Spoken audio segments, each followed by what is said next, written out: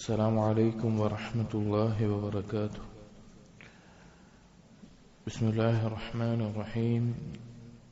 الحمد لله رب العالمين، والصلاة والسلام على رسول الأمين وعلى آله وأصحابه أجمعين، أما بعد. يا أيها الذين آمنوا اتقوا الله حق تقاته ولا تموتن إلا وأنتم مسلمون. رب اشرح لي صدري ويسر لي أمري واحلل عقدة من لساني يفقهوا قولي. آمين يا رب العالمين. പ്രിയപ്പെട്ട സത്യവിശ്വാസികളെ, അല്ലാഹു സുബ്ഹാനഹു വ തആലയുടെ കലാമായ വിശുദ്ധ ഖുർആനിലെ സൂറത്തുൽ ഇസ്രാഇന്റെ തഫ്സീറാണ് നമ്മൾ ഈ മജ്ലിസുകളിൽ പഠിച്ചുകൊണ്ടിരിക്കുന്നത്. 84 വരെയുള്ള ആയത്തുകളാണ് കഴിഞ്ഞ ദർസുകളിലായി നാം വിശദീകരിച്ചത്. ഇൻഷാ അല്ലാഹ് അടുത്തത് 85-ാമത്തെ ആയത്ത്, സൂറത്തുൽ ഇസ്രായിലെ 85-ാമത്തെ ആയത്ത്. അഊദു ബില്ലാഹി മിനശ് ശൈത്വാനിർ റജീം. വയസ്അലൂനക അനിർ റൂഹ് ഖുലിർ റൂഹു മിൻ അംരി റബ്ബി വമാ ഊതീതും മിനൽ ഇൽമി ഇല്ലാ ഖലീലാ. വയസ്അലൂനക അനിർ റൂഹ്, അവർ നിന്നോട് ചോദിക്കുന്നു റൂഹിനെ സംബന്ധിച്ച്. ഖുലിർ റൂഹു മിൻ അംരി റബ്ബി, റൂഹ് എന്നുള്ളത് എന്റെ റബ്ബിന്റെ കാര്യങ്ങളിൽപ്പെട്ടതാണ്, റബ്ബിന്റെ അറിവിൽപ്പെട്ടതാണ്, റബ്ബിന്റെ തീരുമാനത്തിൽപ്പെട്ടതാണ്. വമാ ഊതീതും മിനൽ ഇൽമി ഇല്ലാ ഖലീലാ, ഇൽമിൽ നിന്ന് വളരെ കുറച്ചല്ലാതെ ഒന്നും നിങ്ങൾക്ക് നൽകപ്പെട്ടിട്ടില്ല എന്നുള്ള ആയത്ത്. ഇവിടെ ആ റൂഹ് എന്നത് എന്തിനെ പറ്റിയാണ് ചോദിക്കുന്നത് എന്നതിൽ മുഫസ്സിരീങ്ങൾ 2-3 അഭിപ്രായങ്ങൾ പറഞ്ഞിട്ടുണ്ട്.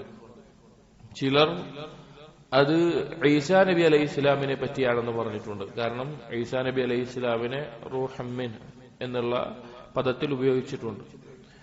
മറ്റു ചില മുഫസ്സിരീങ്ങൾ അത് ജിബ്രീൽ അലൈഹി ഇസ്ലാമിനെ പറ്റിയാണെന്ന് പറഞ്ഞിട്ടുണ്ട്. കാരണം ജിബ്രീൽ അലൈഹി ഇസ്ലാമിനെയും റൂഹുൽ അമീൻ എന്നുള്ള പേരിൽ പറഞ്ഞിട്ടുണ്ട്.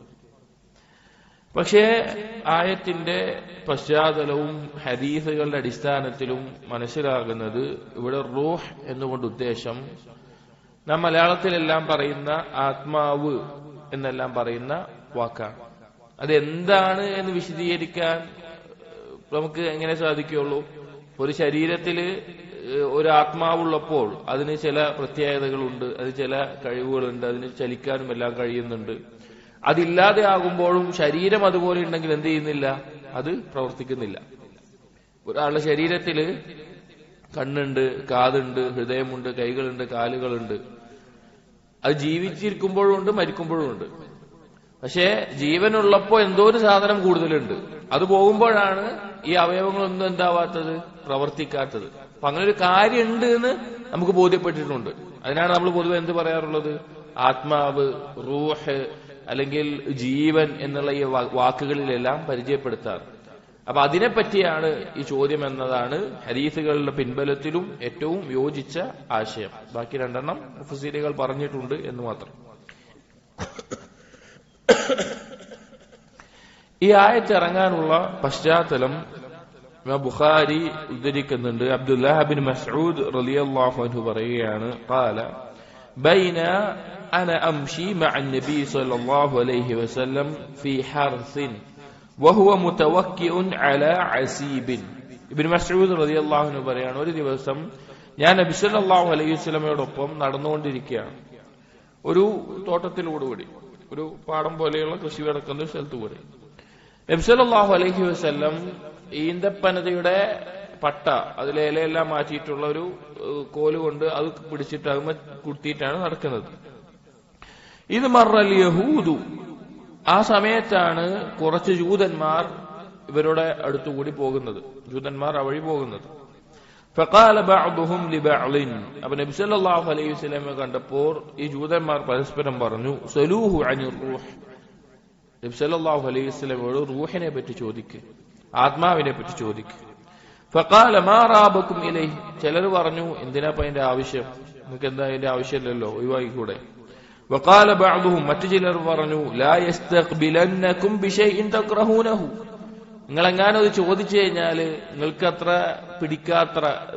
പിടിക്കാത്ത കുറച്ച് വെറുപ്പുണ്ടാക്കുന്ന മറുപടി ആയിരിക്കും നിങ്ങൾക്ക് കിട്ടുക, വെറുതെ ചോദിക്കാൻ നിൽക്കണ്ടെന്ന് മറ്റു ചിലരും പറഞ്ഞു. ഫഖാലു, പക്ഷേ വേറെ കുറെ ആളുകൾ പറഞ്ഞുകൊണ്ടിരുന്നു സലൂഹ്, നിങ്ങൾ ചോദിക്കുകയും എന്താണ് നമുക്ക് ചോദിച്ചു നോക്കാം. ഇവരുദ്ദേശിക്കുന്നത് എന്താണെന്ന് വെച്ച് കഴിഞ്ഞാല് നബി സല്ലല്ലാഹു അലൈഹി വസല്ലമ വഹി ഇറങ്ങി ഖുർആനും ഹദീസുകളും പഠിപ്പിച്ചു കൊടുക്കുമ്പോൾ നബി സല്ലല്ലാഹു അലൈഹി വസല്ലമക്ക് പറയാൻ സാധിക്കാത്ത ഒരു കാര്യം ചോദിച്ചിട്ട് അവരെ ഉത്തരം മുട്ടിക്കാന്നാണ് അവരുടെ ഉദ്ദേശം. അങ്ങനെ അവർക്ക് പെരുമ നടിക്കാന്നാണ് ഉദ്ദേശം. അങ്ങനെ ചില ആളുകൾ വേണ്ടാന്നൊക്കെ പറഞ്ഞു, മറ്റു ചിലർ ചോദിക്കണം എന്ന് പറഞ്ഞു. അവസാനം ഫസഅലൂഹു അനിർ റൂഹ്, റൂഹിനെ പറ്റി നബി സല്ലല്ലാഹു അലൈഹി വസല്ലമയോട് ചോദിച്ചു. ഫഅംസക നബി സല്ലല്ലാഹു അലൈഹി വസല്ലം, നബി സല്ലല്ലാഹു അലൈഹി വസല്ലമ ഈ ചോദ്യം കേട്ടപ്പോ കുറച്ചു നേരം ഒന്നും മിണ്ടാതിരുന്നു. ഫലം യറുദ്ദ അലൈഹിം ഷൈഅ, ഒരു മറുപടിയും പറഞ്ഞില്ല. ഫഅലിംതു അന്നഹു യുഹാ ഇലൈഹി, ഇബ്നു മസ്ഊദ് റളിയല്ലാഹു അൻഹു പറയാണ്, എനിക്ക് മനസ്സിലായി നബി സല്ലല്ലാഹു അലൈഹി വസല്ലമക്ക് വഹി ഇറങ്ങുന്നുണ്ട് എന്ന് എനിക്ക് മനസ്സിലായി. വഹി ഇറങ്ങുമ്പോൾ ചില മാറ്റങ്ങൾ നബി സല്ലല്ലാഹു അലൈഹി വസല്ലമയിൽ പ്രകടമാകാറുണ്ട്. ചില ഹദീസുകളിൽ കാണാം മറ്റു ചില സ്വഹാബികളുടെ മേലിലാണ് കാല് എന്നുണ്ടെങ്കിൽ അതിന് ഭാരം കൂടുന്നത്, ഒട്ടകത്തിന്റെ മേലിലാണ് വഹി ഇറങ്ങുന്നതെങ്കിൽ ഒട്ടകത്തിന് ഭാരം താങ്ങാനാവാതെ അമർന്നു പോകുന്ന ശബ്ദം, അല്ലെങ്കിൽ നല്ല വിയർപ്പ്, ഇങ്ങനെയുള്ള അടയാളങ്ങൾ ഉണ്ടാവാറുണ്ട്. ഫഖുംതു മഖാമി, അപ്പോ ഇബ്നു മസ്ഊദ് റളിയല്ലാഹു അൻഹു പറഞ്ഞു ഞാൻ എന്റെ സ്ഥാനത്ത് കുറച്ച് മാറി നിന്നു, കാരണം പിന്നിലായിക്കൊണ്ട് നിന്നു, കാരണം വഹി ഇറങ്ങാൻ നബി സല്ലല്ലാഹു അലൈഹി വസല്ലം പറയാൻ പോവാണ്. ഫലമ്മാ നസല വഹ്യു ഖാല, അങ്ങനെ വഹി ഇറങ്ങിയപ്പോൾ നബി സല്ലല്ലാഹു അലൈഹി വസല്ലം പറഞ്ഞു വയസ്അലൂനക അനിർ റൂഹ് ഖുലിർ റൂഹ് മിൻ അംരി റബ്ബി, ഈ ആയത്ത് അപ്പോഴാണ് ഇറങ്ങുന്നത്. ഈ ആയത്ത് ആ ജൂതന്മാർക്ക് മറുപടി ആയിക്കൊണ്ടാണ് ഈ ആയത്ത് ഇറങ്ങുന്നത്. അപ്പൊ സ്വാഭാവികമായിട്ടും ഇവർ ചോദിക്കുന്ന ചോദ്യം ഏത് തരത്തിലാണ്? ഇനി ഞങ്ങൾക്ക് റൂഹിനെ കുറിച്ചുകൂടിയേ അറിയാനുള്ളൂ എന്ന നിലക്കാണ് അവർ ചോദിക്കുന്നത്. റൂഹിനെ കുറിച്ചുകൂടിയേ ഇനി അറിയാനുള്ളൂ, ബാക്കിയെല്ലാം തികഞ്ഞു എന്നുള്ള നിലക്കാണ് അവരുടെ ചോദ്യം. അപ്പൊ അല്ലാഹു സുബ്ഹാനഹു വ തആല അവർക്ക് മറുപടി കൊടുത്ത എന്താണ്? അവരത് ആ റൂഹിനെ പറ്റി ചോദിക്കുന്നു, അത് അള്ളാന്റെ കയ്യിലുള്ള കാര്യമാണ്, അതിനെക്കുറിച്ചുള്ള അറിവ് മനുഷ്യർക്കില്ല. എന്നിട്ട് മറുപടി പറഞ്ഞത് എന്താണ്? വമാ ഊതീതും മിനൽ ഇൽമി ഇല്ലാ ഖലീല, അറിവിൽ നിന്ന് തന്നെ കുറച്ചെങ്ങൾക്കുള്ളൂ. റൂഹിനെ പറ്റി അല്ല അറിയാനുള്ളത്, വേറെ ഒരുപാട് കാര്യങ്ങൾ അവർക്ക് അറിയില്ല. പക്ഷേ ഈ ചോദ്യം ചോദിക്കുന്നത് കേട്ടാൽ തോന്നുന്നത് എന്താണ്? ഇതിനെക്കുറിച്ചുകൂടി ഇനി ഞങ്ങൾക്ക് അറിയാനുള്ളൂ എന്നുള്ളതാണ്. പക്ഷെ അല്ലാഹു തആല അവരുടെ ജഹലിന്റെ അങ്ങേയറ്റം പറഞ്ഞുകൊണ്ട് പറയാണ്, ഇൽമിൽ നിന്ന് തന്നെ കുറച്ച് മാത്രമേ നിങ്ങൾക്ക് നൽകപ്പെട്ടിട്ടുള്ളൂ. മറ്റൊരു ഹദീസ് ഈ ആയത്തുമായി ബന്ധപ്പെട്ട് വന്നിട്ടുള്ളത് ഇബ്നു ജരീർ അൻ ഇക്രിമ പറയുന്നു, ഖാല സഅല അഹ്ലുൽ കിതാബി റസൂലുള്ളാഹി സ്വല്ലല്ലാഹു അലൈഹി വസല്ലം അനിർ റൂഹ്, അഹ്ലുൽ കിതാബുകാർ റൂഹിനെ പറ്റി നബി സല്ലല്ലാഹു അലൈഹി വസല്ലം ചോദിച്ചു. ഈ ആയത്ത് അപ്പോൾ ഇറങ്ങി. ഫഖാലു, അപ്പോൾ അവർ പറഞ്ഞു, തസ്ഉമു അന്നാ ലം നുഅത മിനൽ ഇൽമി ഇല്ലാ ഖലീല, റസൂലേ താങ്കൾ പറയുന്നു, വാദിക്കുന്നു, ഞങ്ങൾക്ക് കുറച്ചല്ലാതെ അറിവ് നൽകപ്പെട്ടിട്ടില്ല എന്ന്. വഖദ് ഊതീന തൗറാത്ത് വഹിയൽ ഹിക്മ, ഞങ്ങൾക്ക് തൗറാത്ത് നൽകപ്പെട്ടവരാണ് ഞങ്ങൾക്ക് തൗറാത്ത് നൽകപ്പെട്ടവരാണ്, അത് ഹിക്മത്താണ്. ഹിക്മത്ത് നൽകപ്പെട്ടവന് വലിയ ഖൈറ് നൽകപ്പെട്ടിട്ടുണ്ട് എന്ന് അല്ലാഹു സുബ്ഹാനഹു വ തആല പറഞ്ഞിട്ടുണ്ട് എന്ന് അവർ പറയുകയുണ്ടായി. അതായത് കുറച്ചേ ഇൽമ നൽകപ്പെട്ടിട്ടുള്ളൂ ജൂതന്മാരോട് പറഞ്ഞപ്പോ അവർക്കത് ഇഷ്ടായില്ല. അവര് പറഞ്ഞത് ഞങ്ങൾക്ക് തൗറാത്ത് നൽകപ്പെട്ടവരാണ് ഞങ്ങൾ, അതിൽ വലിയ ഹിക്മത്തുകൾ ഉണ്ട് എന്ന് പറഞ്ഞു. അപ്പോഴാണ് മറ്റൊരായത്ത് ഇറങ്ങുന്നത് ഇതുമായി ബന്ധപ്പെട്ടിട്ട്, സൂറത്തുൽ ലുഖ്മാനിലെ 27-ാമത്തെ ആയത്ത്. അതിലെന്താണ് അല്ലാഹു പറയുന്നത്? വലൗ അന്നമാ ഫിൽ അർളി മിൻ ശജറത്തിൻ അഖ്ലാമുൻ, ഈ ഭൂമിയിലുള്ള വൃക്ഷങ്ങളെല്ലാം പേനകളാണ് എന്ന് വിചാരിക്കുക. വൽ ബഹ്റു യമുദ്ദുഹു മിൻ ബഅദിഹി സബ്അതു അബ്ഹുരിൻ, കടലിലെ വെള്ളങ്ങളെല്ലാം എന്താവുക? അതിന്റെ മഷിയാണെന്ന്, അതൊരു 7 ഇരട്ടി ഉണ്ടെന്ന് കൂട്ടിക്കോളി. മാ നഫിദത് കലിമാത്തുല്ലാഹ്, അള്ളാഹുവിന്റെ വാക്ക് അതുകൊണ്ട് എഴുതിയാലും എന്താവൂല? തീരൂല. ഈ ലോകത്തിലുള്ള വൃക്ഷങ്ങളെല്ലാം പേനയായിട്ടെടുത്ത് അതിൽ കടലിലെ വെള്ളം അതിന്റെ 7 ഇരട്ടി മഷിയായിട്ട് ഉപയോഗിച്ചാലും അള്ളാഹുവിന്റെ കലിമത്തുകൾ എന്താകുന്നില്ല? തീരുന്നില്ല, അവസാനിക്കുകയില്ല. ഇന്നല്ലാഹു അസീസുൻ ഹക്കീം, അള്ളാഹു അസീസുൻ ഹക്കീമുമാണ് എന്നുള്ള ഈ ആയത്ത് അപ്പോഴാണ് ഇറങ്ങിയത് എന്ന് കാണാൻ സാധിക്കും. അപ്പോഴാണ് ഇറങ്ങിയത്. അതുപോലെ തന്നെ മറ്റൊരു ഹദീസിൽ ഇബ്നു അബ്ബാസ് റളിയല്ലാഹു അൻഹു ഉദ്ധരിക്കുന്നുണ്ട്, ഈ ആയത്തിനെ പറ്റി പിന്നെ ഇറങ്ങാനുള്ള ഒരു സന്ദർഭമായിട്ട് പറയുന്നത്, യഹൂദികൾ ചോദിച്ചു, അഖ്ബിർന അനിർ റൂഹ്, റൂഹിനെ പറ്റി ഞങ്ങൾക്ക് അറിയിച്ചു തരണം. വകൈഫ തുഅദ്ദബു റൂഹു അല്ലതി ഫിൽ ജസദ്, ശരീരത്തിലുള്ള റൂഹ് എങ്ങനെയാണ് ശിക്ഷിക്കപ്പെടുക? വഇന്നമ റൂഹു മിനല്ലാഹ് വലം യകുൻ നസല അലൈഹി ഫീഹി ഷൈഉൻ. റൂഹ് എന്നുള്ളത് അല്ലാഹുവിൽ നിന്ന് ഇറങ്ങിയതാണല്ലോ, അതിനുമുമ്പ് വേറൊന്നും അതിനുണ്ടായിട്ടില്ലല്ലോ, പിന്നെ എങ്ങനെയാണ് അതിന് പ്രത്യേകമായിട്ട് ശിക്ഷിക്കപ്പെടുക എന്ന് ചോദിച്ചപ്പോഴാണ് ഈ ആയത്തിറങ്ങിയത് എന്ന് കാണാൻ സാധിക്കും. ഇവിടെ ഇബ്നു അബ്ബാസ് റളിയല്ലാഹു അൻഹു മറ്റൊരായത്തിന്റെ തഫ്സീറിൽ റൂഹും ശരീരവും എങ്ങനെയാണ് ശിക്ഷിക്കപ്പെടുക എന്നൊരു ഉപമ പറയുന്ന ഒരു അസർ വന്നിട്ടുണ്ട്. പല തഫ്സീറുകളിലും, തഫ്സീർ ബഗവി പോലെയുള്ള തഫ്സീറുകളിലെല്ലാം സൂറത്തുൻ നഹ്ലിലെ 111-ാമത്തെ ആയത്ത്, ആ ആയത്തിൽ പറയുന്നത് യൗമ തഅതി കുല്ലു നഫ്സിൻ തുജാദിലു അൻ നഫ്സിഹാ. അന്നേ ദിവസം ഓരോരുത്തരും അവരുടെ സ്വന്തത്തിന്റെ പേരിൽ തർക്കിച്ചുകൊണ്ടേയിരിക്കും. വതുവഫാ കുല്ലു നഫ്സിൻ മാ അമിലത്. ഓരോ നഫ്സിനും അതെന്താണോ ചെയ്തത് അത് നൽകപ്പെടുകയും ചെയ്യും. വഹും ലാ യുദ്ലമൂൻ. അവരോടൊരു ദുൽമും ചെയ്യപ്പെടുകയില്ല.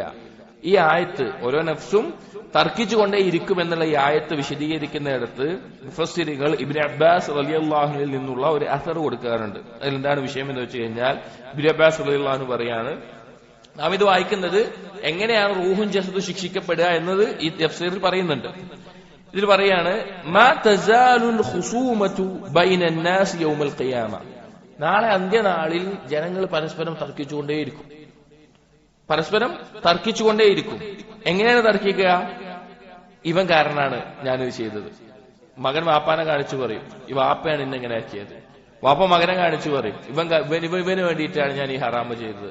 ഭാര്യ ഭർത്താവിനെ ചൂണ്ടി പറയും, ഭർത്താവ് ഭാര്യനെ ചൂണ്ടി പറയും, കൂട്ടുകാർ പരസ്പരം പറയും, അങ്ങോട്ടും ഇങ്ങോട്ടും കുറ്റം പറഞ്ഞുകൊണ്ടേയിരിക്കും. നേതാക്കന്മാരെ പറ്റി അനുയായികൾ പറയും, അനുയായികളെ പറ്റി നേതാക്കന്മാർ പറയും. എല്ലാവരും പരസ്പരം സ്വന്തം നഫ്സിനെ രക്ഷിക്കാൻ വേണ്ടി തർക്കിക്കുന്ന അവസ്ഥയിലായിരിക്കും. എന്നിട്ട് ഇബ്നു അബ്ബാസ് റളിയല്ലാഹു അൻഹു പറയാണ്, ഹത്താ തുഖാസിമ റൂഹു അൽ ജസദ. റൂഹ് ജസദും, റൂഹ് ജസദിനെ പറ്റി അല്ലെങ്കിൽ ജസദ് റൂഹിനെ പറ്റി പരസ്പരം തർക്കിച്ചുകൊണ്ടിരിക്കും. നമ്മുടെ ശരീരത്തിനകത്തുള്ള രണ്ട് കാര്യങ്ങളാണ് എന്ത്? ഒന്ന് ജസദ്, ഒന്ന് റൂഹ്. ജസദ് ഭൂമിയിൽ നിന്നുള്ളതാണ്, റൂഹ് ആകാശത്ത് നിന്നുള്ളതാണ്. ഇത് രണ്ടും ചേരുമ്പോഴാണ് എന്താവുന്നത്? നാം മനുഷ്യനായി ജീവിക്കുന്നത്. ഇത് രണ്ടും വേർപിരിയുമ്പോൾ നമ്മൾ മയ്യിത്തായി മാറും. അവര് രണ്ടുപേരും പോലും എന്താകും? നാളെ തർക്കിക്കും. എന്നിട്ട് പറയാണ് ഇബ്നു അബ്ബാസ് റളിയല്ലാഹു അൻഹു, ഫതഖൂലു റൂഹ്, റൂഹ് പറയും നാളെ അല്ലാഹുവിന്റെ മുമ്പിൽ വെച്ചിട്ട് പരസ്പരം തർക്കിക്കുന്നതിന് പറയും, യാ റബ്ബി, റബ്ബേ, ലം യകുൻ ലി യദുൻ അബ്തുശു ബിഹാ. എനിക്ക് പിടിക്കാൻ ഒരു കൈ ഉണ്ടായിരുന്നില്ല, പിടിക്കാൻ ഒരു കൈ ഉണ്ടായിരുന്നില്ല. വലാ റിജുലുൻ അംശി ബിഹാ, എനിക്ക് നടക്കാൻ ഒരു കാലും ഉണ്ടായിരുന്നില്ല. വലാ ഐനുൻ ഉബ്സിറു ബിഹാ, എനിക്ക് കാണാൻ കണ്ണുണ്ടായിരുന്നില്ല. ഞാൻ അതൊന്നുമില്ലാത്ത ഒരവസ്ഥയിലാണ് റൂഹായിട്ട് വന്നത്. ശരീരത്തിലാണല്ലോ ഈ സാധനങ്ങളുള്ളത്. ഞാൻ റൂഹ, എനിക്കിതൊന്നും ഉണ്ടായിട്ടില്ല, അതുകൊണ്ട് ചെയ്ത തെറ്റുകൾക്ക് ഞാൻ ഉത്തരവാദി അല്ല എന്ന നിലക്ക് പറയും. വയഖൂലുൽ ജസദ്, അപ്പൊ ജസദ് പറയും, ഖലഖ്തനി കൽ ഖശബ്. അല്ലാഹ്, നീ എന്നെ സൃഷ്ടിച്ചത് ഒരു മരത്തടി പോലെയാണ്. അഥവാ കണ്ണും ഇതൊക്കെ ഉണ്ടെങ്കിലും ഒന്നും ചെയ്യാൻ പറ്റാത്ത അവസ്ഥയിലാണ് നീ എന്നെ സൃഷ്ടിച്ചത്. ഒരു ചലിക്കാൻ പറ്റാത്ത അവസ്ഥയിലാണ് സൃഷ്ടിച്ചത്. ലൈസത് ലി യദുൻ അബ്തുശു ബിഹാ, എന്റെ കൈ കൊണ്ട് എനിക്ക് എന്ത് സാധിക്കുമായിരുന്നില്ല? പിടിക്കാൻ പറ്റുമായിരുന്നില്ല. വലാ റിജുലുൻ അംശി ബിഹാ, എന്റെ കാലുകൊണ്ട് എനിക്ക് നടക്കാനും പറ്റുമായിരുന്നില്ല. വലാ ഐനുൻ ഉബ്സിറു ബിഹാ, എന്റെ കണ്ണുകൊണ്ട് എനിക്ക് കാണാനും പറ്റുമായിരുന്നില്ല. ഫജാഅ ഹാദാ കശുആഇൻ നൂർ. ഈ റൂഹ് ഒരു പ്രകാശം പോലെ എന്നിലേക്ക് വന്നപ്പോഴാണ് എന്തുണ്ടായത്? ഇതിനൊക്കെ സാധിച്ചത്. ഫബിഹി നഫഖ ലിസാനി, റൂഹ് വന്നപ്പോഴാണ് എന്റെ നാവ് കൊണ്ട് എനിക്ക് സംസാരിക്കാൻ സാധിച്ചത്. വഅബ്സറത് ഐനി, എന്റെ കണ്ണുകൊണ്ട് എനിക്ക് കാണാൻ പറ്റിയത്. വമശത് റിജ്ലി, എന്റെ കാലുകൊണ്ട് എനിക്ക് നടക്കാൻ പറ്റിയത്. അപ്പൊ ഇതിൽ ആരെ ശിക്ഷിക്കുക? രണ്ടുപേര്, റൂഹും ജസദും പരസ്പരം അങ്ങോട്ടും ഇങ്ങോട്ടും പരസ്പരം തർക്കിക്കുമെന്ന്. എന്നിട്ട് ഇബ്നു അബ്ബാസ് റളിയല്ലാഹു അൻഹു പറയാണ്, ഫയദ്രിബുല്ലാഹു ലഹുമാ മസലൻ, അല്ലാഹു ഈ രണ്ടെണ്ണത്തിൽ ഒരു ഉപമ പറയാണ്. അഅ്മാ വമുഖഅദുൻ, ഒരു അന്ധനായിട്ടുള്ള ഒരാൾ, ഒരു നടക്കാൻ സാധിക്കാതെ പിന്നെ വൈകല്യമുള്ള ഒരാൾ, ഒരു അന്ധനും ഒരു വൈകല്യമുള്ള ആൾ. ദഖല ഹായിതൻ ഫീ ഇസ്മാറുൻ, ഈ രണ്ടുപേര് ഒരു തോട്ടത്തിൽ കയറുകയാണ്. നല്ല കായികനികളുള്ള വേറൊരാളുടെ തോട്ടത്തിൽ അവർ കയറുകയാണ്. ഫലഅ്മ ലാ യുബ്സിറു സമർ, അന്ധൻ എന്ത് പറ്റൂല? ഈ കായികനികളെ കാണാൻ പറ്റില്ല, കണ്ണിന് കാഴ്ചയില്ല. വൽ മുഖഅദു ലാ യനാലുഹു, ഈ വൈകല്യമുള്ളതിന് അത് എടുക്കാനും പറ്റൂല. കാണാൻ പറ്റുന്നുണ്ടെങ്കിലും അത് എടുക്കാൻ പറ്റൂല, പറിച്ചെടുക്കാൻ പറ്റൂല. ഫഹമല അൽ അഅ്മ അൽ മുഖഅദ, അങ്ങനെ എന്തു ചെയ്തു? അന്ധൻ ഈ നടക്കാൻ പറ്റാത്ത ഒരാളെ തന്റെ തോളിലേറ്റി. എന്നിട്ട് എന്തായി? ഫഅസ്വാബ മിനസ്സമർ, ഈ തോളിലുള്ള ആള് മുഖായത് പറയും ഇങ്ങോട്ട് പോയാൽ മതി, അപ്പൊ അന്ധൻ അങ്ങോട്ട് നടക്കും. എന്നിട്ട് ഇയാൾ പൊട്ടിച്ച് അവർ രണ്ടുപേരും എന്ത് ചെയ്തു? അത് ആ കായ്കനികൾ കട്ടെടുത്ത് തിന്നാണ്. ഫഅലൈഹിമ അൽ അദാബ്, ശിക്ഷ ആർക്കാണ്? രണ്ടാളും കുറ്റക്കാരാണ്. അപ്പോ നാളെ ജസദിനും റൂഹിനും ശിക്ഷയുണ്ടാകും. രണ്ടുപേരും ഈ തെറ്റുകളിൽ കുറ്റക്കാരാണ് എന്ന് ഇബ്നു അബ്ബാസ് റളിയല്ലാഹു അൻഹു ഈ ആയത്തിന്റെ വിശദീകരണത്തിൽ പറയുന്നുണ്ട്.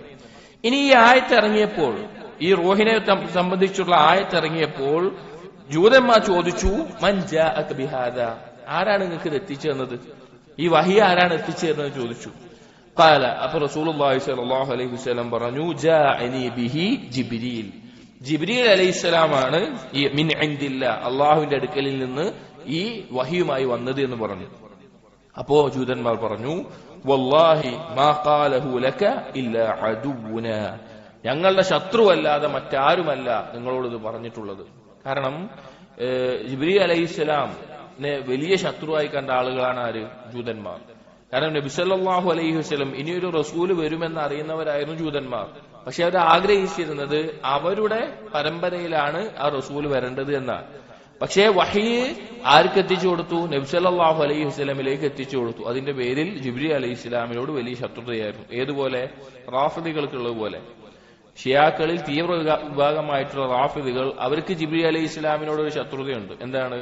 അലി റളിയല്ലാഹുവിനെ ഇറക്കി കൊടുക്കേണ്ട നുബുവത്ത് ആളുമാറി ആർക്ക് എത്തിച്ചു കൊടുത്തു? നബി സല്ലല്ലാഹു അലൈഹി വസല്ലമക്ക് എത്തിച്ചു കൊടുത്തു എന്ന് അവർ പറയുന്നുണ്ട്. അതുപോലെ അപ്പൊ ഈ വാക്ക് പറഞ്ഞപ്പോൾ സൂറത്തുൽ ബഖറയിലെ 97-ാമത്തെ ആയത്ത് ഇറക്കി, ഖുൽ മൻ കാന അദുവ്വൻ ലിജിബ്രീൽ, ആരാണോ ജിബ്രീലിനോട് ശത്രുത വെച്ച് പുലർത്തുന്നത്, ഫഇന്നഹു നസ്സലഹു അലാ ഖൽബിക്, തീർച്ചയായിട്ടും അള്ളാഹുവാണ് ജിബ്രീൽ അലൈഹി ഇസ്ലാമിനെ നിന്റെ കൽബിലേക്ക്, അഥവാ നബിയുടെ കൽബിലേക്ക് ഇറക്കുന്നത്. ബിഇദ്നില്ല മുസദ്ദിഖൻ ലിമാ ബൈന യദൈഹി, അവരുടെ കയ്യിലുള്ളതിനെയും സത്യപ്പെടുത്തിക്കൊണ്ട് എന്ന് ആയത്തിറങ്ങിയത്. അപ്പൊ ഇത് ഈ ആയത്തുമായി ബന്ധപ്പെട്ട ചില കാര്യങ്ങളാണ് ഇവിടെ പറഞ്ഞത്. ഈ ആയത്തിൽ പറഞ്ഞ വിഷയം റൂഹ് എന്താണ്? റൂഹിനെ പറ്റിയിട്ട് വേറെ വന്നിട്ടുള്ള കാര്യങ്ങൾ എന്താണ്? വളരെ കുറഞ്ഞ വിഷയങ്ങളാണ് റൂഹിനെ പറ്റി വന്നിട്ടുള്ളത്. അതുമായി ബന്ധപ്പെട്ട ഒരു ഹദീസാണ് ആയിഷ റളിയല്ലാഹു അൻഹ ഉദ്ധരിക്കുന്ന ഒരു ഹദീസ്. റൂഹിനെ പറ്റി അറിയിക്കുന്ന ചില ഹദീസുകളിൽ ഒരു ഹദീസ്. ഒരിക്കൽ ആയിഷ റളിയല്ലാഹു അൻഹയുടെ അടുക്കൽ സ്ത്രീകളെല്ലാം ഒരുമിച്ച്, മദീനയിൽ സ്ത്രീകളെല്ലാം ഒരുമിച്ച് കൂടി അവർ സംസാരിക്കാം. അവൻ മറ്റൊരു സ്ത്രീയുടെ കാര്യം പറഞ്ഞു. ആ സ്ത്രീ മക്കയിൽ നിന്ന് ഹിജറ ചെയ്ത് മദീനത്തേക്ക് വന്നതാണ്. അപ്പൊ മക്കയിലായിരിക്കുമ്പോൾ ആ സ്ത്രീയെ അറിയപ്പെടുന്നത് സ്ത്രീകളുടെ ഇടയിൽ എന്തെങ്കിലുമൊക്കെ തമാശ പറഞ്ഞ് ചിരിപ്പിക്കുന്ന അങ്ങനെയുള്ള ആളുകൾ ഉണ്ടാവുമല്ലോ, ആളുകളെ ചിരിപ്പിക്കുന്ന, സംസാരിച്ച് അങ്ങനെ ഒരു വ്യക്തിയായിരുന്നു ഈ സ്ത്രീ. അങ്ങനെ ഹിജറ ചെയ്ത് മദീനത്തിലെത്തിയപ്പോൾ പരസ്പര സാഹോദര്യബന്ധം ഉണ്ടാക്കിയപ്പോൾ നബി സല്ലല്ലാഹു അലൈഹി വസല്ലം ഈ സ്ത്രീക്കൊപ്പം നൽകിയ, ഈ സ്ത്രീ സാഹോദര്യബന്ധം ഉണ്ടാക്കിയ മദീനയിലെ അൻസാരികളിൽപ്പെട്ട സ്ത്രീയും മദീനയിൽ അതുപോലെയുള്ള ആളായിരുന്നു. അതായത് മദീനയിൽ സ്ത്രീകളെ സംസാരിച്ച് തമാശകളെല്ലാം പറയുന്ന ഒരു സ്ത്രീയുടെ അടുക്കൽ തന്നെയാണ് മക്കയിൽ നിന്ന് ഹിജറ ചെയ്ത് വന്നപ്പോഴും ഇവരൊരുമിച്ചത് എന്ന് പറഞ്ഞു. അപ്പൊ ആയിഷ റളിയല്ലാഹു അൻഹ ഇത് കേട്ടപ്പോ സദഖ ഹബ്ബി, എന്റെ ഭർത്താവ് സത്യം പറഞ്ഞിരിക്കുന്നു എന്ന് പറഞ്ഞിട്ട് ഒരു ഹദീസ് ഉദ്ധരിക്കുകയാണ്. നബി സല്ലല്ലാഹു അലൈഹി വസല്ലം യഖൂൽ, നബി സല്ലല്ലാഹു അലൈഹി വസല്ലം പറയുന്നത് ഞാൻ കേട്ടിട്ടുണ്ട്, അൽ അർവാഹു ജുനൂദുൻ മുജന്നദതുൻ, റൂഹുകൾ എന്ന് പറഞ്ഞാൽ അണിനിരത്തപ്പെട്ട സൈന്യം പോലെയാണ്.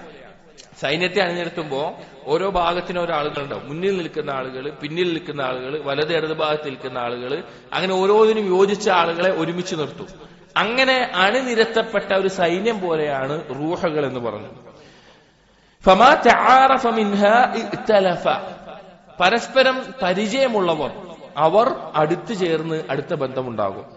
വമാ തനാകറ മിൻഹാ ഇഖ്തലഫ, എന്നാൽ പരസ്പരം പരിചയമില്ലാത്ത അകന്നു നിൽക്കുന്നവർ അവർ തമ്മിൽ എപ്പോഴും ഒരു ഭിന്നതയായിരിക്കും എന്നും പറഞ്ഞു.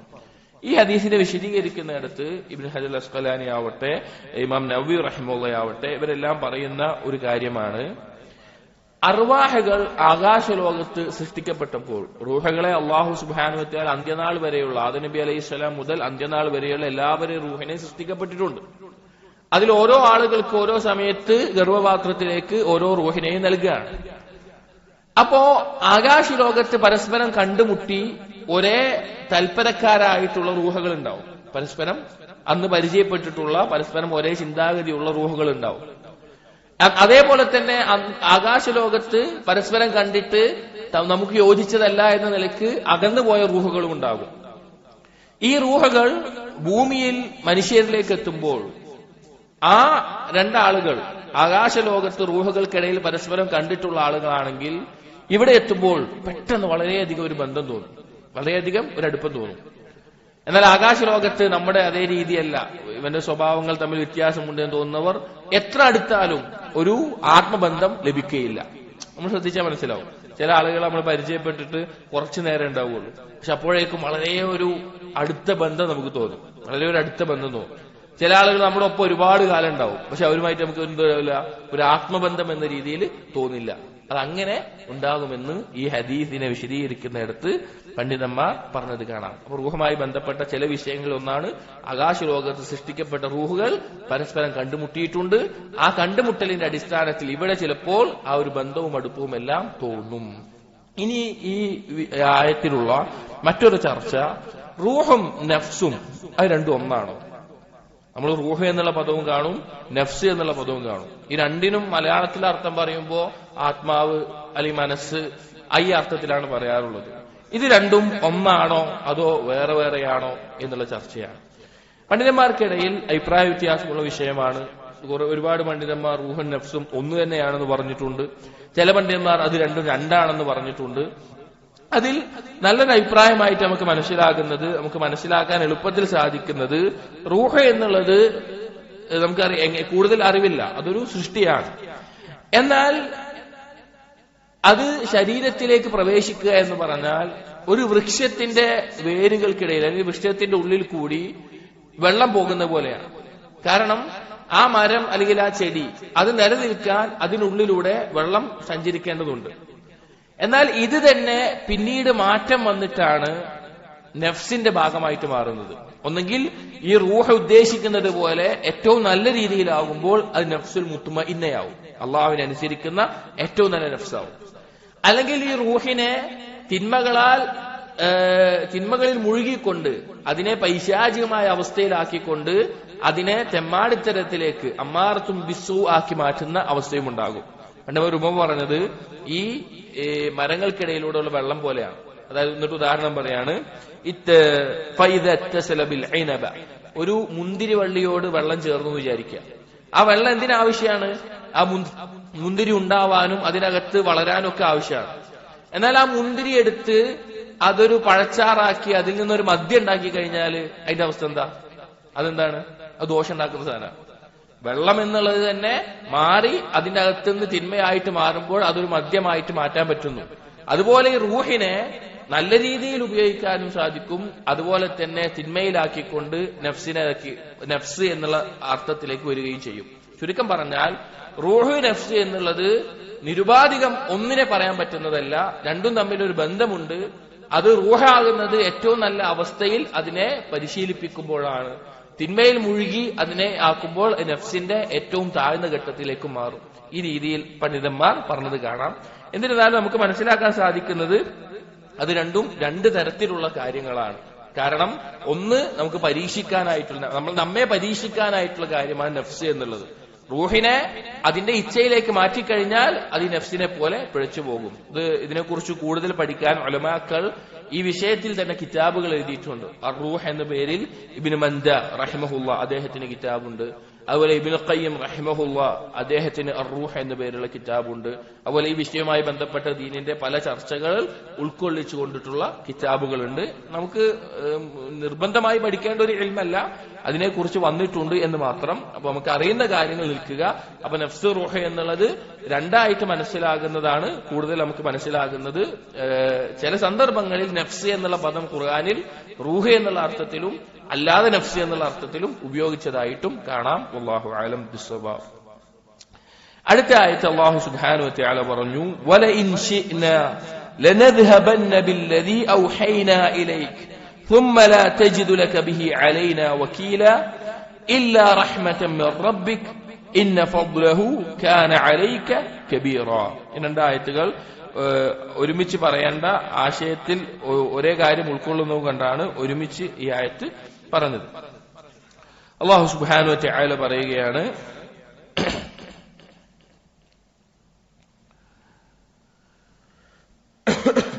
വലഇൻ ശിഅ്നാ, നാം ഉദ്ദേശിച്ചിരുന്നെങ്കിൽ, ലതദ്ഹബന്ന ബില്ലദീ ഔഹൈനാ ഇലൈക്, നിനക്ക് നാം നൽകുന്ന ഈ വഹ്യ്, ഈ ഉത്ബോധനം, അതിനെ നാം പിൻവലിക്കുമായിരുന്നു, അല്ലെങ്കിൽ ഒഴിവാക്കുമായിരുന്നു. ثم لا تجد لك به علينا وكيلا, പിന്നീട് ആ വിഷയത്തിൽ നമുക്കെതിരായി നിനക്ക് ബരമേൽപ്പിക്കാൻ ഒരാളെയും നീ കണ്ടെത്തുകയില്ല എന്ന് അല്ലാഹു സുബ്ഹാനഹു വ തആല നബി സല്ലല്ലാഹു അലൈഹി വസല്ലമയോട് പറയാം. എന്നിട്ട് അതിന് തുടർച്ചയായി പറയാണ്, ഇല്ലാ റഹ്മതൻ മിർ റബ്ബിക്, നിന്റെ റബ്ബിൽ നിന്നുള്ള കാരുണ്യം കൊണ്ടല്ലാതെ. ഇന്ന ഫദ്ലഹു കാന അലൈക കബീറ, നിന്റെ മേലുള്ള നമ്മുടെ ഈ അനുഗ്രഹങ്ങൾ അത് മഹത്തരമാണ് എന്ന് അല്ലാഹു തആല പറയുകയാണ്. അതായത് നബി സല്ലല്ലാഹു അലൈഹി വസല്ലമയുടെ ദഅവത്തിൽ, പ്രബോധനത്തിൽ നബി സല്ലല്ലാഹു അലൈഹി വസല്ലമയ്ക്ക് ഏറ്റവും ബലവും ധൈര്യവും ഉറപ്പു നൽകിയത് എന്താണ്? ഖുർആനാണ്. നമുക്കറിയാം, ആദ്യകാലത്ത് ഖുർആനിന്റെ വഹി ഇറങ്ങി ആളുകളെ ദീനിലേക്ക് ക്ഷണിക്കുന്ന കാലത്താണ് കുറച്ചു കാലത്തേക്ക് എന്ത് വന്നത്? വഹി ഇല്ലാത്തൊരു സമയം വന്നത്, വഹി ഇറങ്ങാത്ത ഒരു സമയം വന്നത്. നബി സല്ലല്ലാഹു അലൈഹി വസല്ലം പോലും അതിയായി ഭയപ്പെട്ടു, വിഷമിച്ചു. സഹാബികൾ ചോദിക്കുന്നുണ്ട്, വഹിയൊന്നും ഇറങ്ങുന്നില്ലേ? പല ആളുകൾക്കും സംശയമായി. മുശ്രിക്കുകൾ പറയുന്നുണ്ട്, മുഹമ്മദിനെ ബാധിച്ച പൈശാചികത ഒഴിവായിട്ടുണ്ട്, പിശാച് ഒഴിവായിട്ടുണ്ട് എന്ന് പറയാൻ തുടങ്ങിയിട്ടുണ്ട്. അപ്പോഴാണ് ഏത് സൂറത്ത് ഇറങ്ങുന്നത്? സൂറത്തു അദ്ദുഹ ഇറങ്ങുന്നത്. അപ്പോ നമുക്ക് ദീനിൽ ഉറപ്പിച്ചു നിർത്തുന്ന, നബി സല്ലല്ലാഹു അലൈഹി വസല്ലമയെയും നമ്മളെയും ഈമാനിൽ ഉറപ്പിച്ചു നിർത്തുന്ന ഏറ്റവും ബലവത്തായിട്ടുള്ള കാര്യം എന്താണ്? ഖുർആനാണ്.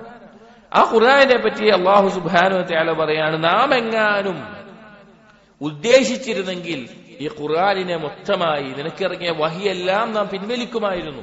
പക്ഷേ നമ്മുടെ കാരുണ്യം കൊണ്ടാണ് നിനക്ക് മേലെ ഈ ഔദാര്യം നൽകിയിട്ടുള്ളത്. ഇതെങ്ങാനും ഒഴിവാക്കി കഴിഞ്ഞാൽ വേറൊരാളെയും നമുക്ക് കിട്ടൂല. ഈ ഖുർആൻ ഇറക്കി തരാൻ അള്ളാഹിനെ കൊണ്ടല്ലാതെ പറ്റുമോ? ഇല്ല. വേറൊരാളെയും നിനക്ക് ബലമേൽപ്പിക്കാൻ ലഭിക്കുകയില്ല എന്ന് പറഞ്ഞ് കാണാം. അപ്പൊ ഈ ഖുർആനിനെ ഒഴിവാക്കുക എന്ന് പറഞ്ഞാൽ അന്ത്യനാളിന്റെ സമയത്ത് നടക്കുന്ന ഒരു കാര്യമാണ്. ലോകാവസാനത്തിന് അടുക്കുന്ന സമയത്ത് മുസ്ഹഫുകളിൽ രേഖപ്പെടുത്തി വെക്കപ്പെട്ട, എഴുതി വെക്കപ്പെട്ട ഖുർആനാവട്ടെ, ആളുകൾ ഹിഫ്ളാക്കിയിട്ടുള്ള ഖുർആനാവട്ടെ, അതെല്ലാം ദുനിയാവിൽ നിന്ന് മറപ്പിക്കപ്പെടും. ഇബ്നു മസ്ഊദ് റളിയല്ലാഹു അൻഹു പറയുകയാണ്, യത്റുഖുൻ നാസ റീഹുൻ ഹംറാ യഅനി ഫി ആഖിർ الزമാനി മിൻ ഖിബലി الشام, ഷാമിന്റെ ഭാഗത്ത് നിന്ന് അന്ത്യനാളിന്റെ സമയത്ത് ഒരു ചുവന്ന ഒരു കാറ്റ് അടിക്കും.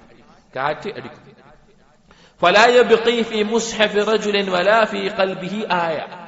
ആ കാറ്റടിച്ചു കഴിഞ്ഞാൽ ഒരു മനുഷ്യന്റെ കയ്യിലുള്ള മുസ്ഹഫിലാവട്ടെ അവന്റെ കൽബിലാവട്ടെ ഒറ്റ ആയത്തും ബാക്കി ഉണ്ടാവില്ല. ഖുർആനിലെ ഒറ്റ ആയത്തും പിന്നെ ദുനിയാവിൽ ഉണ്ടാവില്ല. ഖുർആൻ എന്ന് പറഞ്ഞാൽ എന്താണ്? അള്ളാഹുവിൽ നിന്ന് വന്നിട്ടുള്ള, അള്ളാഹുവിലേക്ക് മടങ്ങുന്ന, അള്ളാഹുവിന്റെ വിശേഷണമായിട്ടുള്ള അള്ളാഹുവിന്റെ കലാമാണ്. അത് അള്ളാഹുവിലേക്ക് മടങ്ങും. മുസ്ഹഫിൽ ഉണ്ടാവില്ല, ഒരാളുടെ കൽബിലും ഉണ്ടാവില്ല. ثم قرأ ابن مسعود, എന്നിട്ട് ഇബ്നു മസ്ഊദ് റളിയല്ലാഹു അൻഹു ഈ ആയത്താണ് പാരായണം ചെയ്യുന്നത്. വലഇൻ ശിഅ്നാ ലനദ്ഹബന്ന ബില്ലദീ ഔഹൈനാ ഇലൈക്, നിനക്ക് നാം വഹി നൽകപ്പെട്ടത് നാം ഉദ്ദേശിച്ചാൽ പിൻവലിക്കും. അതായത് അന്ത്യനാളിന്റെ സമയത്ത് അത് പിൻവലിക്കപ്പെടുക തന്നെ ചെയ്യും. ഖുർആൻ എന്നുള്ളത് പിൻവലിക്കപ്പെടുന്ന സന്ദർഭത്തിലാണ് ലോകാവസാനം സംഭവിക്കുക. ഇതിപ്പോ ഈ ആയത്ത് പറയുന്നത് അല്ലാഹു സുബ്ഹാനഹു വ തആല നബി സല്ലല്ലാഹു അലൈഹി വസല്ലമക്ക് നൽകിയിട്ടുള്ള മഹത്തായ ഔദാര്യവും അനുഗ്രഹവും കാരുണ്യവും എന്താണെന്ന് അറിയിക്കാൻ വേണ്ടിയിട്ടാണ്. എന്നിട്ട് അടുത്ത ആയത്തിൽ അല്ലാഹു സുബ്ഹാനഹു വ തആല പറയുന്നത് ഖുർആനിന്റെ അത്ഭുതം, ഖുർആനിന്റെ ഇജാസ് അത് തെളിയിക്കുന്ന ഒരു ആയത്താണ്. ഖുർആനിൽ പല സന്ദർഭങ്ങളിലും അല്ലാഹു സുബ്ഹാനഹു വ തആല ഈ ആയത്ത് പറഞ്ഞിട്ടുണ്ട്. എന്നാൽ ഇതുവരെ ഒരാൾക്ക് പോലും അതിനെ എതിർക്കാനോ അല്ലെങ്കിൽ അതിനോട് മത്സരിക്കാനോ സാധിച്ചിട്ടില്ല. അല്ലാഹു തആല പറയാണ്, ഖുൽ ഇൻ ഇജ്തമഅത്തിൽ ഇൻസു വൽ ജിന്നു, നബിയെ പറയുക, ജിന്ന് വർഗവും മനുഷ്യവർഗവും ഒരുമിച്ച് കൂടുകയാണ്, അലാ അയ്യതു ബിമിസ്ലി ഹാദൽ ഖുർആൻ, ഈ ഖുർആൻ പോലെ ഒരെണ്ണം കൊണ്ടുവരാൻ അവരെല്ലാരും ഒരുമിച്ച് കൂടുകയാണ്. ലാ യഅതൂന ബിമിസ്ലിഹി, അവർ ഖുർആൻ പോലെ ഒന്നും കൊണ്ടുവരില്ല, ഖുർആൻ പോലെ ഒന്ന് അവർ കൊണ്ടുവരില്ല. വലൗ കാന ബഅദുഹും ലിബഅലിൻ ദഹീറാ, അവർ പരസ്പരം സഹായിച്ചാൽ പോലും. ഇപ്പൊ ജിന്നുവർഗം എല്ലാരും കൂടി വന്ന് മനുഷ്യരെ സഹായിക്കുക, മനുഷ്യര് ജിന്നുവർഗത്തെ കൂടി സഹായിക്കുക, അവരൊരുമിച്ച് കൂടിയിരിക്കുക, എന്നിട്ട് തീരുമാനിക്കുകയാണ് ഖുർആൻ പോലെ ഒരു ഗ്രന്ഥം എഴുതാമെന്ന്. എന്നാൽ പോലും അവർക്ക് എന്ത് സാധിക്കൂല? ഖുർആൻ പോലെ ഒരു കിതാബ് കൊണ്ടുവരാൻ അവർക്ക് സാധിക്കില്ല. പോട്ടെ ഒരു സൂറത്ത് കൊണ്ടുവരാൻ, പോട്ടെ ഒരായത്ത് കൊണ്ടുവരാൻ അവർക്ക് സാധിക്കില്ല. കാരണം ഖുർആനിന്റെ ഇജാസത അത് ശ്രമിച്ച ആളുകളുടെ അവസ്ഥ എന്താണ്? കുറച്ചു കാലം മുമ്പ് കൊറോണയുടെ സമയത്ത് ഏതോ ഈജിപ്തുകാരനായ ഒരു മുൽഹിദ്, ഒരു നിരീശ്വരവാദി, ഖുർആനിന്റെ പോലെയുള്ള സൂറത്ത് എന്ന് പറഞ്ഞിട്ട് ഒരു സൂറത്ത് എഴുതിയായിരുന്നു. അത് കേട്ടിട്ടുണ്ടാവും ചില ആളുകൾ. അവര് ഖുർആനിന്റെ ആയത്തുകൾ തന്നെ ചില വാക്കുകൾ മാറ്റി അവിടെ കൊറോണ കൊറോണ കൊറോണ എന്ന് ചേർത്തിട്ട് ഒരിറക്കിയിട്ടുള്ള ആയത്താണ്. അവർക്ക് സാധിക്കൂല. കാരണം എങ്ങനെയാണ് അവർക്ക് സാധിക്കുക? അള്ളാഹു സുബ്ഹാനഹു വ തആല പറയാണ്, നാം ആകാശഭൂമികളെ സൃഷ്ടിച്ചത് നോക്കൂ, ആകാശത്ത് ഒരുക്കിയിട്ടുള്ള കാര്യങ്ങളെ നോക്കൂ, നാം പർവ്വതങ്ങളെ സ്ഥാപിച്ചത് നോക്കൂ. ഏത് മനുഷ്യനെ പറയാൻ സാധിക്കുക? ഒരു മനുഷ്യനെ കൊണ്ട് എഴുതാൻ പറ്റുമോ? ഒരു മനുഷ്യന്റെ സ്വന്തം ജീവന്റെ കാര്യത്തിൽ ഇതില്ലാത്ത ഒരാൾക്ക് എങ്ങനെ എഴുതാൻ സാധിക്കുക? അല്ലെങ്കിൽ 1400 വർഷങ്ങൾക്ക് മുമ്പ് മനുഷ്യന്റെ ഓരോ ഘട്ടങ്ങൾ മുളകത്തായിട്ട് അല്ലെങ്കിൽ ഓരോ അലക്കത്തായിട്ട് മുളകത്തായിട്ട് ഓരോ രൂപമായിട്ട് സൃഷ്ടിച്ചു എന്ന് പറയാണ്. ആർക്കാ പറയാൻ സാധിക്കുക? ഒരാൾക്കും സാധിക്കില്ല. പോട്ടെ ഒരു തേനീച്ചയുടെ അതിന്റെ ഓരോ കാര്യങ്ങൾ പറയുന്നത് ആർക്കാ സാധിക്കുക? സാധിക്കില്ല. അതിലൊരു ഈച്ചയുടെ കാര്യം പറയുന്നത് ആർക്കാ സാധിക്കുക? സാധിക്കില്ല. അത് ഖുർആനിൽ പറഞ്ഞിട്ടുള്ള കാര്യങ്ങൾ പറയാൻ ഒരു മനുഷ്യനെ കൊണ്ട് സാധിക്കൂല, ഒരു സൃഷ്ടിയെ കൊണ്ട് സാധിക്കൂല. പിന്നെ എങ്ങനെയാണ് ഇതുപോലെ ഒന്ന് കൊണ്ടുവരിക? ഖുർആനിന്റെ അത്ഭുതം അതിഭയങ്കരമാണ്. ഇജാസുൽ ഖുർആൻ, ഖുർആനിന്റെ അത്ഭുതം, അങ്ങനെയുള്ള വിഷയങ്ങളിലുള്ള ഓരോ ആയത്തുകൾ വിശദീകരിച്ച് പണ്ഡിതന്മാർ പറയാറുണ്ട്. കാരണം നമ്മുടെ ഈമാൻ യഖീനിലേക്ക് എത്തിക്കുന്ന ദൃഢത നമുക്ക് നേടിത്തരുന്ന കാര്യങ്ങളാണ്. അപ്പൊ നമുക്ക് ഖുർആനുമായിട്ടുള്ള ബന്ധം ശക്തമാകാൻ കാരണമാകും. ഒരിക്കലും സഹോദരങ്ങളെ അല്ലാഹു സുബ്ഹാനഹു വ തആലയിൽ ഇറക്കിയിട്ടുള്ള ഈ ഖുർആനിനോട് യോജിക്കുന്ന രീതിയിൽ ഒരു വാക്ക് പോലും ഒരാൾക്കും ഇന്ന് വരെ എഴുതാൻ സാധിച്ചിട്ടില്ല. അത് സാധിക്കുകയുമില്ല. അന്ത്യനാൾ വരെ നിലനിൽക്കുന്ന ഖുർആനിന്റെ വെല്ലുവിളി എന്നോണം നമുക്ക് പറയാവുന്ന കാര്യമാണ്. നമ്മൾ ആലോചിച്ച് നോക്കി, അറബി സാഹിത്യത്തിൽ അതിയായ അറിവുള്ള കഥാകാരന്മാരും കവിത രചിക്കുന്നവരെല്ലാം ജീവിച്ചിരിപ്പുണ്ട്. ഈ 1400 നബി സല്ലല്ലാഹു അലൈഹി വസല്ലം കാലത്ത് തന്നെ ഉണ്ട്. പിന്നീട് 1400 വർഷത്തിന്റെ ഇപ്പുറത്തുണ്ടായിട്ടുണ്ട് പല വലിയ കവികളും. അന്നത്തെ കവിതകളും ഇന്നത്തെ കവിതകളും ബഹുദൂരം വ്യത്യാസമുണ്ട്. അന്നത്തെ കവിതകളൊക്കെ ഇന്നും പഠിക്കുന്നതാണ്. അന്നത്തെ ആ കവികൾ പോലും ഖുർആനിന്റെ ആയത്തുകൾ കേട്ടുകൊണ്ട് ഇത് ഒരാൾക്കും സാധിക്കില്ല എന്ന് പറഞ്ഞ അത്ഭുതത്തോട് വന്നിട്ടുണ്ട്. അത് അറബി ഭാഷ പഠിച്ചാൽ കൂടുതൽ മനസ്സിലാക്കാൻ സാധിക്കും. അറബി ഭാഷ പഠിക്കുമ്പോൾ കൂടുതൽ മനസ്സിലാക്കാൻ സാധിക്കും ഖുർആനിന്റെ ചില പദപ്രയോഗങ്ങളുടെ ഉദ്ദേശവും രീതിയും അതിന്റെ മനോഹാരിതയും.